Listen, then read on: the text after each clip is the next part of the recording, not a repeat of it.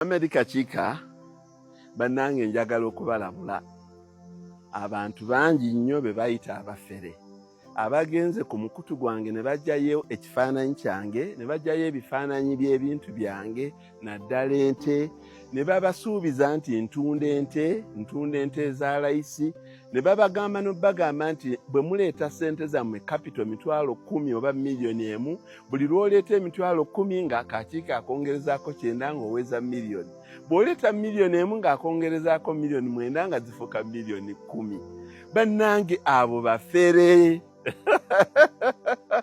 Mamedikakiika nze sikola ebyo bane mukolagane n'abantu abo nga mumanyi nti baba. In fact, I've been disappointed nti mmaze nammwe ebbanga ddene nnyo nga twogeraganya nammwe nga tu-exchange ideas nga mbasomesa omuntu avaayo atya n'abategula bw'atyo bagayi nammwe mulimba olw'okuba ataddeko obuteesa ekifaananyi kye n'agamba nti leeta emitwalo 10 nammwe ne muwaayo sente zammwe. Guys, just get serious. Kakiika ayinza okwenyigira mu ebyo nti awola ssente. Kakiika musomesa abasomesa bintu ebyo. Ate mwegendereze buli ango yonna gy'otambuliramu. Watch your step nti essaawa yonna banziba ku buli kintu kyo kyonna ky'okola. Nze kambawe just an example. Nawe funye email ng'empeereza nti bampeereza badde nominated nembeera nga nze nawininze award eyo African Excellence in Delivering Global Standard of Education in Uganda. Ekintu kino ddala gye kiri award eno gyeri egenda kubeera eyo wabweru era baagimpeereza nga ndi nominated nembeera winner. Era byonna nga mmaze obitegeka ne travel na buli kimu nakoze due diligence okwegendereza ddala bano abagenda okumpa awaadi be baluwa. Nze siri ku abo be bawa PhD engule Dr. Gundi nga bamuyise tamaze nakulaba institution emuwa PhD eyo yaani. Nze Mamedikakiika neegendereza ekitongole ekigenda okumpa awaadi nga nina girinnyira nnyonyo okugitambulira ogigenderamu n'allowances zaazo ezimpeebwa nengigenderera naye nga gyeri naye nga stature yaayo teŋŋwanidde. Yasoose neekozesa ekitongole ekyabadde ekinene ekiri globally recognized and accredited naye nenoonyereza yonna hotel booking, conference booking byonna okukakana nga mbawandiikidde ne mbagamba bannange sikyazze kumpa awaadi eyo neetegereza bannange olw'ensonga ezitabeereka sijja kugifuna naye nakati bakyampeereza obubaka nti gundi conference yaabwe tejja kusobola kubeerawo nga sigenze kufuna awaadi eyo. Naye bw'abanga omuntu bakuweereza eya tiketi ne stipendi na buli kimu $, naye n'ogaana okugenda okugikuwa ate ggwe lwaki bakuferera kantu kano aka bulijjo nti waayo emitwalo 10 tugenda kukuweerako kapito ya mitwalo 9? Bannange mubeere beegendereza naddala kuno ku social media buli kantu konna omuntu ne bw'aba akugambye bugambi nti tugenda kukola kintu kino kigenda kukuleetera ssente bweziki nze mbatunuulira bwe nti nembeewuunya n'okubeewuunya. Eriyo abantu abali ku mutimbagano gino nga bali genuine legit. Kuliko omwana omu abalaze nti akozesaako ye agenza aguze ettaka alibalaze asimye eziddaamu ziizo muziraba asimbye kasooli wuyo mulaba abalaga kuzimba biyumba bya nte. Do you doubt that one? Bannange bw'olabanga ng'omuntu afiira ku kintu naddala ku eno social media kanula nnyo amaaso go. Bw'olabanga ng'omuntu advertisinga nnyo ekintu kanula nnyo amaaso go. Nze mbalaze ze neekebejja ne ŋŋamba zikyagenze kumpa awaadi eyo kubanga tenjyamu teŋŋwanira. Nze lumu nadiscussingako ko fixed assets versus liquid assets. Okubeera n'ettaka n'amayumba n'okuinvestinga ssente zo mu fixed products, bonds, treasury bills, unity trusts oba foreign exchange. Ne wabaawo omwami omu oba muvubuka n'ateekamu amaanyi mangi nnyo n'akola series oba mukaaga oba musa. Series 1 ya mentioning erinnya lya Mohamed Kakiika emirundi 117. Yali afaaki. Can you really target ng'omuntu yabadde adiscussinga ye teyayogedde ku linnya lyo? Yali afaaki. Nze saayogera ku linnya lye. Those are telltales. Kubanga nze nafuna ba MDs ba banks because I don't want to mention them. But you mention any bank etekulirwa muntu ali myaka jange. You mention any bank around here etakulirwa muntu oba ekitongole ekinene ekitakulirwa bantu bali myaka jange. Ngaba ngambo oyo omwana muleke kyayogera ko takimanya. Kubanga those are telltales.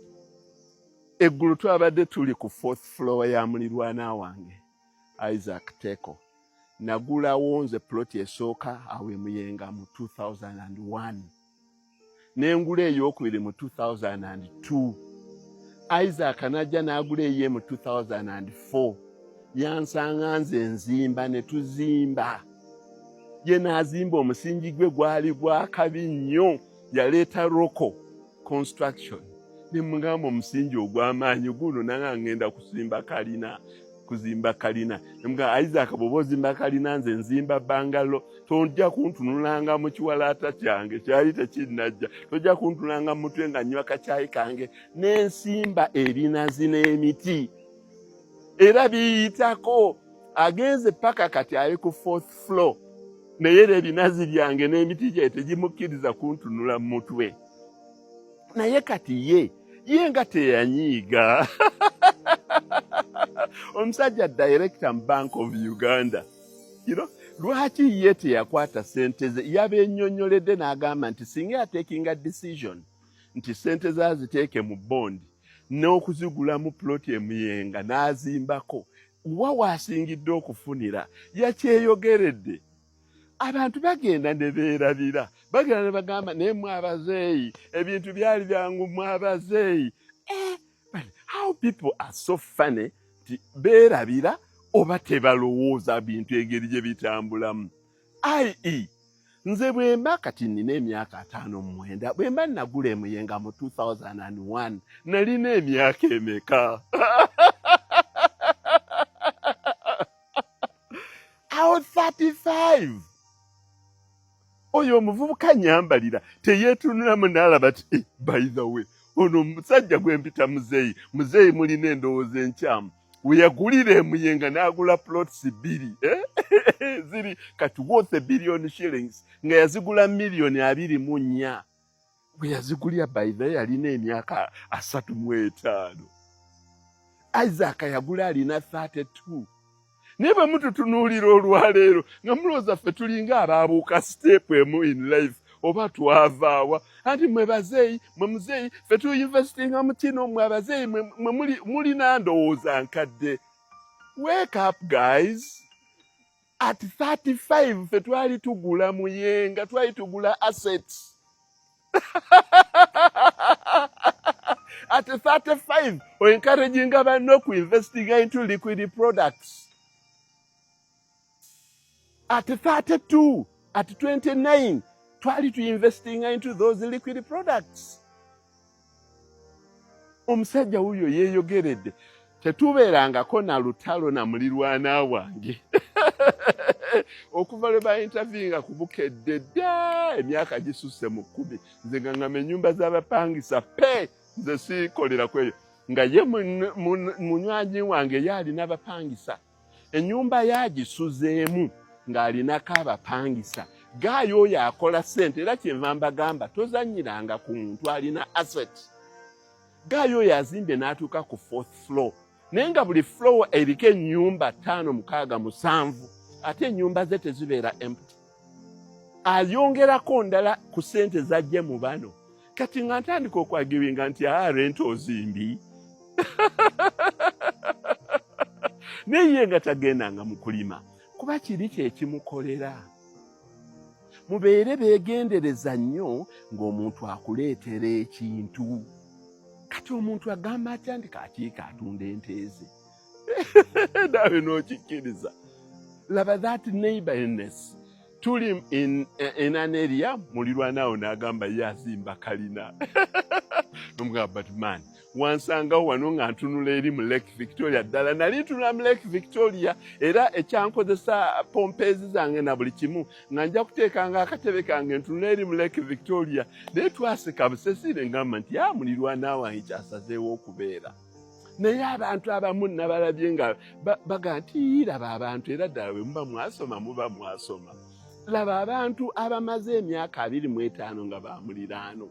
Laba engeri gye banyumirwamu obulamu bwabwe.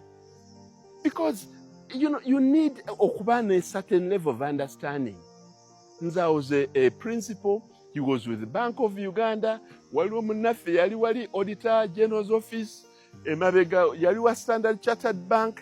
Omulala addako wali eri mu police mu Scotland Yard mu UK.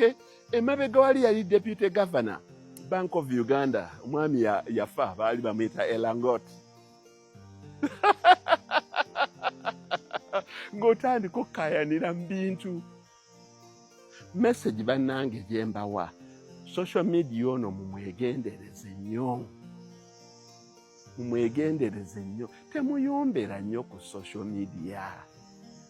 Omwana oyo gye yakoma okumentioninga erinnya lyange is the more he was discredited.